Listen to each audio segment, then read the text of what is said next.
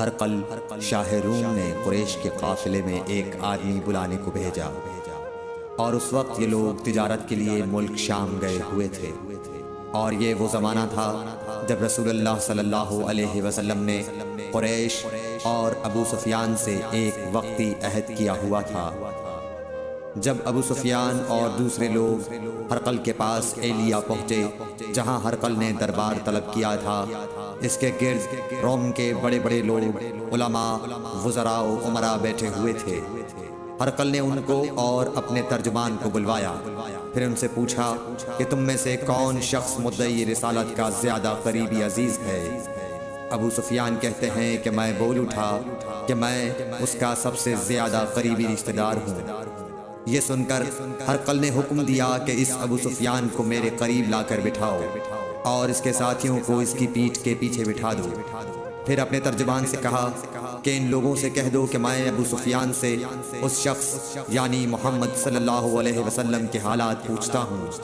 اگر یہ مجھ سے کسی بات میں جھوٹ بول دے تو تم اس کا جھوٹ ظاہر کر دینا۔ ابو سفیان کا قول ہے کہ خدا کی قسم، اگر مجھے یہ غیرت نہ آتی کہ یہ لوگ مجھ کو جھٹلائیں گے تو میں آپ صلی اللہ علیہ وسلم کی نسبت ضرور غلط گوئی سے کام لیتا۔ خیر، پہلی بات جو ہرقل نے مجھ سے پوچھی وہ یہ کہ اس شخص کا خاندان تم لوگوں میں کیسا ہے؟ میں نے کہا وہ تو بڑے اونچے عالی نسب والے ہیں۔ کہنے لگا اس سے پہلے بھی کسی نے تم لوگوں میں ایسی بات کہی تھی؟ میں نے کہا نہیں۔ کہنے لگا اچھا اس کے بڑوں میں کوئی بادشاہ ہوا ہے؟ میں نے کہا نہیں۔ پھر اس نے کہا بڑے لوگوں نے اس کی پیروی اختیار کی ہے یا کمزوروں نے؟ میں نے کہا نہیں، کمزوروں نے۔ پھر کہنے لگا اس کے تابعدار روز بڑھتے جاتے ہیں یا کوئی ساتھی پھر بھی جاتا ہے؟ میں نے کہا نہیں۔ کہنے لگا کیا اپنے اس دعویٰ نبوت سے پہلے کبھی کسی بھی موقع پر اس نے جھوٹ بولا ہے؟ میں نے کہا نہیں، اور اب ہماری اس سے صلح کی ایک مقررہ مدت ٹھہری ہوئی ہے، معلوم نہیں وہ اس میں کیا کرنے والا ہے۔ ابو سفیان کہتے ہیں میں اس بات کے سوا اور کوئی جھوٹ اس گفتگو میں شامل نہ کر سکا۔ ہرقل نے کہا کیا تمہاری اس سے کبھی لڑائی بھی ہوئی ہے؟ ہم نے کہا کہ ہاں۔ بولا پھر تمہاری اور اس کی جنگ کا کیا حال ہوتا ہے؟ میں نے کہا لڑائی ڈول کی طرح ہے، کبھی وہ ہم سے میدان جنگ جیت لیتے ہیں اور کبھی ہم ان سے جیت لیتے ہیں۔ ہرقل نے پوچھا وہ تمہیں کس بات کا حکم دیتا ہے؟ میں نے کہا وہ کہتا ہے کہ صرف ایک اللہ ہی کی عبادت کرو، اس کا کسی کو شریک نہ بناؤ، اور اپنے باپ دادا کی شرک کی باتیں چھوڑ دو، اور ہمیں نماز پڑھنے، سچ بولنے، پرہیزگاری اور صلہ رحمی کا حکم دیتا ہے۔ یہ سب سن کر پھر ہرقل نے اپنے ترجمان سے کہا کہ ابو سفیان سے کہہ دے کہ میں نے تم سے اس کا نسب پوچھا تو تم نے کہا کہ وہ ہم سے عالی نسب ہے، اور پیغمبر اپنی قوم میں عالی نسب ہی بھیجے جایا کرتے ہیں۔ میں نے تم سے پوچھا کہ دعویٰ نبوت کی یہ بات تمہارے اندر اس سے پہلے کسی اور نے بھی کہی تھی؟ تو تم نے جواب دیا کہ نہیں۔ تب میں نے اپنے دل میں کہا کہ اگر یہ بات اس سے پہلے کسی اور نے کہی ہوتی تو میں سمجھتا کہ اس شخص نے بھی اسی بات کی تقلید کی ہے جو پہلے کہی جا چکی ہے۔ میں نے تم سے پوچھا کہ اس کے بڑوں میں کوئی بادشاہ بھی گزرا ہے؟ تو تم نے کہا کہ نہیں۔ تو میں نے دل میں کہا کہ ان کے بزرگوں میں سے کوئی بادشاہ ہوا ہوگا تو کہہ دوں گا کہ وہ شخص اس بہانے اپنے آباء و اجداد کی بادشاہت اور ان کا ملک دوبارہ حاصل کرنا چاہتا ہے۔ اور میں نے تم سے پوچھا کہ اس بات کے کہنے یعنی پیغمبری کا دعویٰ کرنے سے پہلے تم نے کبھی اس کو دروغ گوئی کا الزام لگایا ہے؟ تم نے کہا کہ نہیں۔ تو میں نے سمجھ لیا کہ جو شخص آدمیوں کے ساتھ دروغ گوئی سے بچے وہ اللہ کے بارے میں کیسے جھوٹی بات کہہ سکتا ہے۔ اور میں نے تم سے پوچھا کہ بڑے لوگ اس کے پیرو ہوتے ہیں یا کمزور آدمی؟ تم نے کہا کمزوروں نے اس کی اتباع کی ہے۔ تو دراصل یہی لوگ پیغمبروں کے متبعین ہوتے ہیں۔ اور میں نے تم سے پوچھا کہ اس کے ساتھی بڑھ رہے ہیں یا کم ہو رہے ہیں؟ تم نے کہا کہ وہ بڑھ رہے ہیں، اور ایمان کی کیفیت یہی ہوتی ہے حتیٰ کہ وہ کامل ہو جاتا ہے۔ اور میں نے تم سے پوچھا کہ آیا کوئی شخص اس کے دین سے ناخوش ہو کر مرتد بھی ہو جاتا ہے؟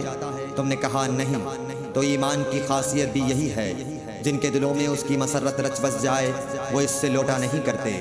اور میں نے تم سے پوچھا کہ آیا وہ کبھی عہد شکنی کرتے ہیں؟ تم نے کہا نہیں۔ پیغمبروں کا یہی حال ہوتا ہے، وہ عہد کی خلاف ورزی نہیں کرتے۔ اور میں نے تم سے کہا کہ وہ تم سے کس چیز کے لیے کہتے ہیں؟ تم نے کہا کہ وہ ہمیں حکم دیتے ہیں کہ اللہ کی عبادت کرو، اس کے ساتھ کسی کو شریک نہ ٹھہراؤ، اور تمہیں بتوں کی پرستش سے روکتے ہیں، سچ بولنے اور پرہیزگاری کا حکم دیتے ہیں۔ لہٰذا اگر یہ باتیں جو تم کہہ رہے ہو سچ ہیں تو ان قریب وہ اس جگہ کا مالک ہو جائے گا کہ جہاں میرے یہ دونوں پاؤں ہیں۔ مجھے معلوم تھا کہ وہ پیغمبر آنے والا ہے، مگر مجھے یہ معلوم نہیں تھا کہ وہ تمہارے اندر ہوگا۔ اگر میں جانتا کہ اس تک پہنچ سکوں گا تو اس سے ملنے کے لیے ہر تکلیف گوارا کرتا۔ اگر میں اس کے پاس ہوتا تو اس کے پاؤں دھوتا۔ ہرقل نے رسول اللہ صلی اللہ علیہ وسلم کا وہ خط منگایا جو آپ نے وحیہ کلبی رضی اللہ تعالیٰ عنہ کے ذریعے حاکم بصرہ کے پاس بھیجا تھا، اور اس نے وہ ہرقل کے پاس بھیج دیا تھا۔ پھر اس کو پڑھا تو اس میں لکھا تھا، اللہ کے نام کے ساتھ جو نہایت مہربان اور رحم والا ہے۔ اللہ کے بندے اور اس کے پیغمبر محمد صلی اللہ علیہ وسلم کی طرف سے یہ خط ہے شاہ روم کے لیے۔ اس شخص پر سلام ہو جو ہدایت کی پیروی کرے۔ اس کے بعد میں آپ کے سامنے دعوت اسلام پیش کرتا ہوں۔ اگر آپ اسلام لے آئیں گے تو دین و دنیا میں سلامتی نصیب ہوگی، اللہ آپ کو دوہرا ثواب دے گا، اور اگر آپ میری دعوت سے روگردانی کریں گے تو آپ کی رعایا کا گناہ بھی آپ ہی پر ہوگا۔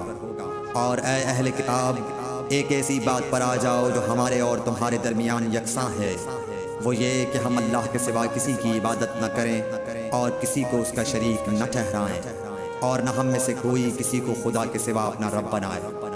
پھر اگر وہ اہل کتاب اس کتاب سے منہ پھیر لیں تو مسلمانوں، تم ان سے کہہ دو کہ تم مانو یا نہ مانو، ہم ایک خدا کے اطاعت گزار ہیں۔